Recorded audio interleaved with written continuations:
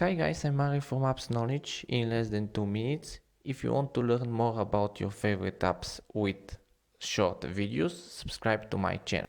How to change the sound of WhatsApp notifications? Stick to the end of this video and I'll share with you amazing playlist of WhatsApp tricks.